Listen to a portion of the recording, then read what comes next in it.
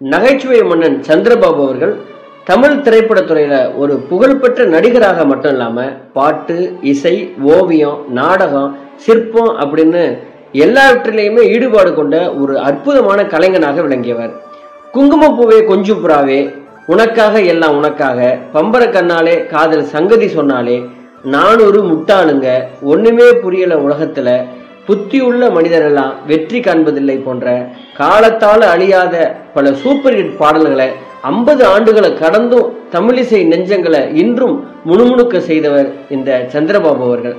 தமிழ் சினிமாவில் குறுகிய காலத்திற்குள்ள அதிக திரைப்படங்களை நடித்து வெறும் நகைச்சுவை நடிகராக மட்டும் இல்லாம ஒரு பாடகராகவும் புகழின் உச்சி அடைந்த இந்த சந்திரபாபுவின் வாழ்க்கை ஒரு கட்டத்துல சரிய ஆரம்பித்தது. அது ஏன், இவர் வாழ்க்கையில கடந்த அந்த வெற்றிகளும் உச்சங்களும் என்னென்ன அப்படின்னு இந்த நடிகர் சந்திரபாபுவின் வாழ்க்கைக்குள்ள நாம் அறிய வேண்டிய விஷயங்கள் இருக்கிறது. இது RS ராஜா டாக்கீஸ்.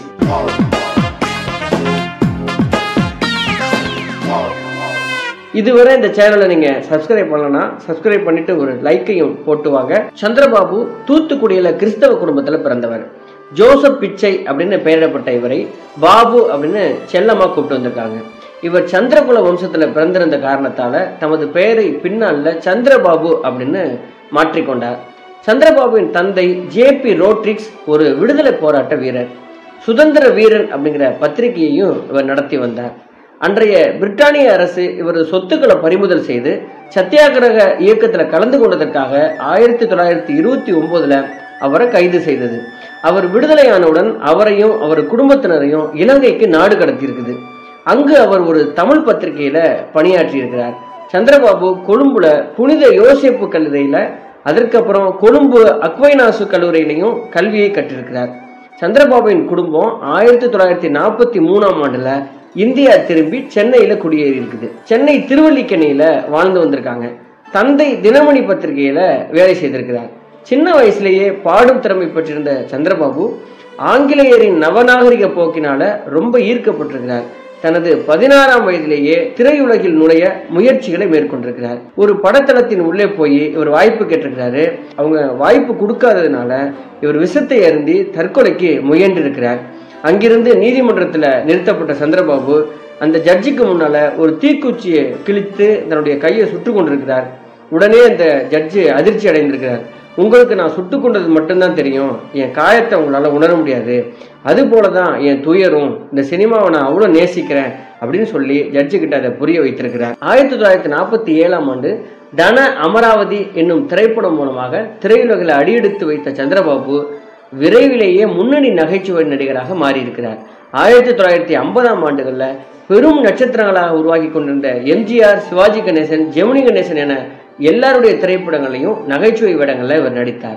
சபாஸ் மீனா அப்படிங்கிற வெற்றி படத்துல 2 வேடம் தாங்கி நடித்த இவருக்கு அவற்றில் ஒரு வேடத்துல சரோஜா தேவி இணையாக இவர் நடித்திருந்தார். அதன் கதாநாயகனான சிவாஜி கணேசனின் ஜோடியாக மாலினி நடித்திருந்தார். இதை போலவே புதையல் திரைப்படத்துல கதாநாயகன் சிவாஜி கணேசனுக்கு ஈடாக கதாநாயகி பத்மினியை காதலித்து ஏமாற்றம் வரும் பாத்திரத்திலையும் திறம்பட நடித்திருப்பார் சந்திரபாபு அவர்கள். தற்போது சென்னை தமிழ் அப்படின்னு அன்றைய நாளில் மெட்ராஸ் பாஷைன்னு வழங்க வட்டார வழக்க ரொம்ப சிறப்பா கையாளுவதில் சந்திரபாபுவை போல இன்றளவும் ஆள் இல்லை அப்படின்னு தான் சொல்லணும். தமது நடிப்பிற்காகவும் பாடல் திறமைக்காகவும் பிரத்யேகமான கோடிக்கணக்கான ரசிகர் கூட்டத்தை இவர் கொண்டிருந்தார். நகைச்சுவை நடிகரான சந்திரபாபுவின் சொந்த வாழ்க்கை மகிழ்ச்சிகரமானதாக இல்லை அப்படின்னு தான் சொல்லணும். அவர் மணந்த பெண் தான் வேறொருவரை விரும்புவதாக அந்த முதல் இரவிலேயே கூறியதால் அந்த பெண்ணின் விருப்பப்படியே அவர் விரும்பும் நபருடன் மகிழ்ச்சியாக வாழ அடுத்த நாளே இவர் அனுப்பி வைத்திருக்கிறார். இந்த சம்பவத்தை அடிப்படையாக வைத்துதான் அந்த 7 நாட்கள் படத்தின் திரைக்கதையை அமைத்ததாக பின்னாளில் நடிகரும் இயக்குநருமான பாக்கியராஜ் அவர்கள் தெரிவித்திருக்கிறார். சர்ச்சைகளும் சக நடிகர்களுடனான சச்சரவுகளும் சந்திரபாபுவை எப்பொழுதும் சூழ்ந்தே இருந்தன. கவலை இல்லாத மனிதன் மற்றும் குமாரராஜா அப்படிங்கிற 2 திரைப்படங்கள்ல கதாநாயகனாக நடித்ததும் இனி நான் நகைச்சுவை நடிகராக நடிக்கப் போவதில்லை அப்படின்னு அறிவித்திருக்கிறார். ஆயினும் அவை 2மே வர்த்தக ரீதியாக வெற்றி பெறாததுனால மீண்டும் போலீஸ்காரன் மகள் அப்படிங்கிற திரைப்படத்தில் நகைச்சுவை வேடம் ஏற்க தொடங்கியிருக்கிறார்.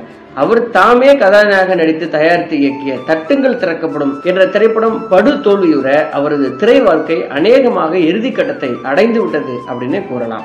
1960ஆம் ஆண்டுகள்ல நாகேஷ், அதற்கப்புறம் சோ ஆகியோர் நகைச்சுவை நடிகர்களாக முன்னேற தொடங்கியதும் சந்திரபாபுவின் திரையுலக வாழ்வுல தேக்கம் உண்டானது. மேலும் அந்த சமயம் அவர் மீளா குடிக்கும் பெத்தடின் போதைக்கும் அடிமையாகியிருந்தார். இருப்பினும் அடிமை பெண், ராஜா, கண்ணனின் காதலன் போன்ற ஒரு சில படங்களிலும் நடித்தார். 1975ஆம் ஆண்டு வெளிவந்த பிள்ளை செல்வம் அப்படிங்கிற திரைப்படம் தான் இவரது கடைசி படமும் ஆகும். அது வெளிவருவதற்கு முன்பாகவே 1974ஆம் ஆண்டு அவர் மரணமடைந்தார். சந்திரபாபுவின் வாழ்க்கை பற்றிய புத்தகம் ஒன்று கண்ணீரும் புன்னகையும் என்ற பெயர்ல கிழக்கு பதிப்பகம் வெளியிட்டுள்ளது. பலங்களும் பலவீனங்களும் கலந்த மனிதரான சந்திரபாபு திரையுலகம் மறக்க இயலாத திறமையாளர்கள்ல ஒருவர் தான் சொல்லணும். சந்திரபாபு அவர்கள் மேற்கத்திய பாணி பாடல்களை பாடுவதில் மிக சிறந்து விளங்கக்கூடியவர். அவரது பாடல்கள் பலவற்றிற்கும் அவரே ஓரளவு இசையமைத்ததாகவும் கூறுவர்.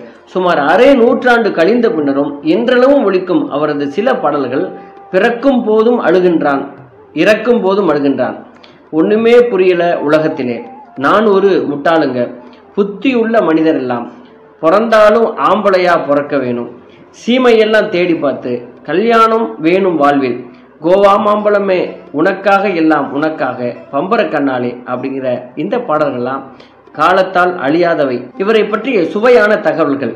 ஒருமுறை எஸ். ராதாகிருஷ்ணன் இந்திய குடியரசுத் தலைவராக இருக்கும் பொழுது அவரை சந்திக்க சென்ற தமிழ் திரைக்கலைஞர்கள் குழுவில் பங்கேற்றிருந்த சந்திரபாபு அவருக்கு முன்பாக பிறக்கும் போதும் அழுகின்றான் அப்படிங்கிற தமது பாடலை பாடி காட்டியிருக்கிறார். அதை வெகுவாக பாராட்டிய குடியரசுத் தலைவரின் மடி மீது திடீர்னு பாய்ந்து அமர்ந்து அவரது கன்னத்தை அப்படியே வருடி, நீ ரசிகையா அப்படின்னு சொல்லியிருக்கிறார் சந்திரபாபு.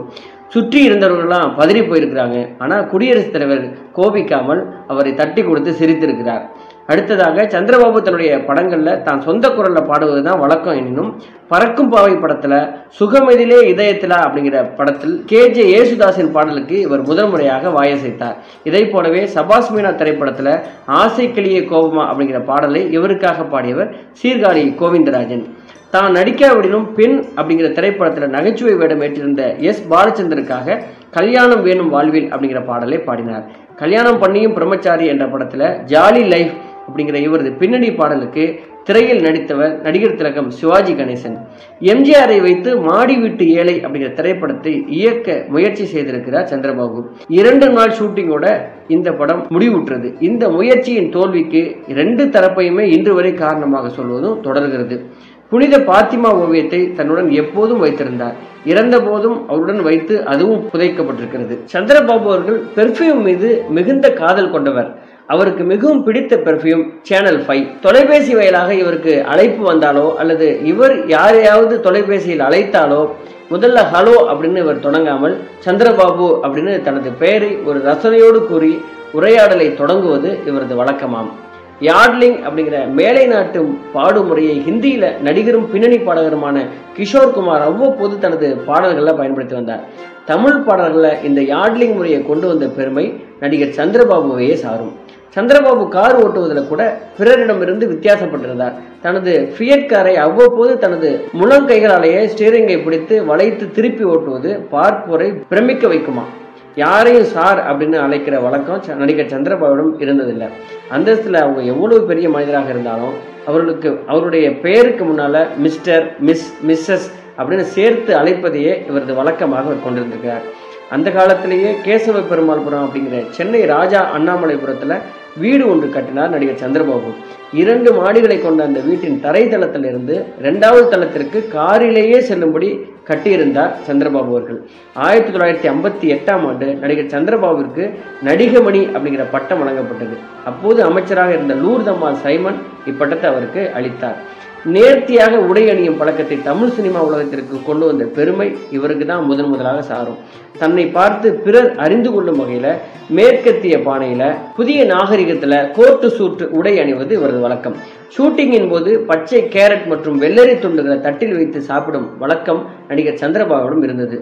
ஒரு நகைச்சுவை நடிகர் பாடிய சோக பாடல்கள் பெரிய அளவில் ரசிக்கப்பட்டது சந்திரபாபுவின் பாடல்கள் அப்படின்னா அது பொய் கிடையாது. என்னை புரிந்து கொண்டவர்கள், முற்றிலும் புரிந்து கொண்டவர்கள் யாரும் இல்லை. ஏன் என் பெற்றோர்கள் கூட என்னை சரியாக புரிந்து கொண்டதில்லை அப்படின்னு தான் சொல்லுவேன். எனவே மற்றவர்கள் யாராவது என்னை புரிந்து கொண்டதாக சொன்னால் அதை நம்புறதுக்கு ரொம்ப கடினமாக இருக்கிறது. அதே சமயம் சிரிப்பை அடக்குவதற்கும் கஷ்டமாக இருக்கிறது அப்படின்னு அடிக்கடி சொல்லுவார் நடிகர் சந்திரபாபு. கே பாலாஜி தயாரிப்பில் நடிகர் சிவாஜி கணேசன் நடித்து வெற்றி பெற்ற திரைப்படம் ராஜா. இந்த படத்தில் நடிகர் சந்திரபாபு அவர்கள் 3 வேடங்களில் நடித்திருப்பார். நடிகர் சந்திரபாபு நடிப்பில் கடைசியாக வந்த திரைப்படம் கே பாலாஜி தயாரித்து நடிகர் சிவாஜி கணேசன் நடித்த நீதி அப்படிங்கிற படம்.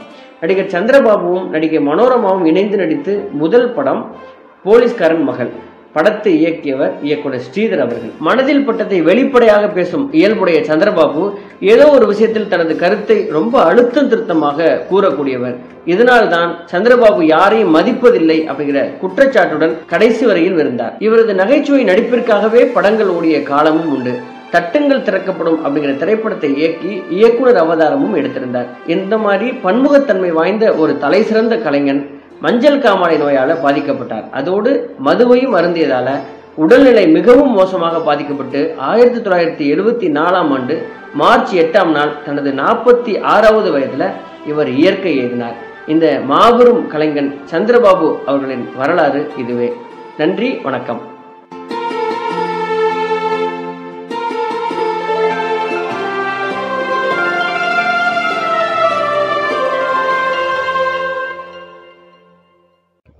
நண்பர்களே வணக்கம், நான் ஆர்எஸ் ராஜா. இந்த வீடியோ உங்களுக்கு ரொம்ப பிடித்திருக்கும்னு நினைக்கிறேன். இந்த வீடியோ மட்டும் இல்லாமல் நிறைய திரைக்கலைஞர்களுடைய வாழ்க்கை வரலாறு போட்டிருக்கேன். நிறைய பேருக்கு சினிமாவில் நடித்தவருடைய வாழ்க்கை வரலாறு நான் ஏன் பார்க்கணும் அப்படின்னு நிறைய நபர்கள் பேசுகிறத நான் கேட்குறேன். இந்த சமூகத்திற்கு யாரை நம்ம அடையாளம் காட்டணும், இந்த சமூக மாபெரும் புரட்சியை ஏற்படுத்திய அரசியல்வாதிகளுடைய வரலாறுகளையும் பெரும் தலைவர்களுடைய வரலாறுகளையும் நான் இதில் பதிவு பண்ணியிருக்கேன். இது மட்டும் இல்லாமல் நிறைய நல்ல புத்தகங்களை ரிவ்யூ பண்ணியிருக்கிறேன். நல்ல கதைகளை நான் அதில் ஷேர் பண்ணியிருக்கிறேன். ரொம்ப சுவாரஸ்யமாக வாழ்க்கையில் திருப்பு முனையை ஏற்படுத்திய சம்பவங்கள், அப்படிப்பட்ட சம்பவங்களை சந்தித்த மனிதர்களுடைய வாழ்க்கை வரலாறு, நிறைய கமர்ஷியலான விஷயங்கள், இப்படி நிறைய வீடியோக்களை இதில் நான் பதிவு பண்ணியிருக்கிறேன். இந்த எல்லா வீடியோக்களும் உங்களுக்கு பிடிக்கும் அப்படின்னு நான் நினைக்கிறேன். இது எல்லாமே இந்த ஆர்எஸ் ராஜா டாக்கீஸ் யூடியூப் சேனலுடைய பிளேலிஸ்ட்டில் இருக்கிறது. கண்டிப்பாக நீங்கள் போய் அதில் பார்க்கலாம்.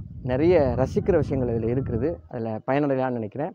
இது உங்களுக்கு பிடித்திருக்குமானால் இந்த சேனலை நீங்கள் கண்டிப்பாக சப்ஸ்கிரைப் பண்ணிக்கிங்க. உங்கள் நண்பர்களுக்கும் மறக்காமல் ஷேர் பண்ணுங்கள், லைக் பண்ணுங்கள். என்ன நிறை குறை இருந்தாலும் வேறு எது சம்மந்தமான வீடியோக்கள் நான் போடணும்னு நினைத்தாலும் நீங்கள் கமெண்ட்டில் சொல்லலாம். நன்றி, வணக்கம்.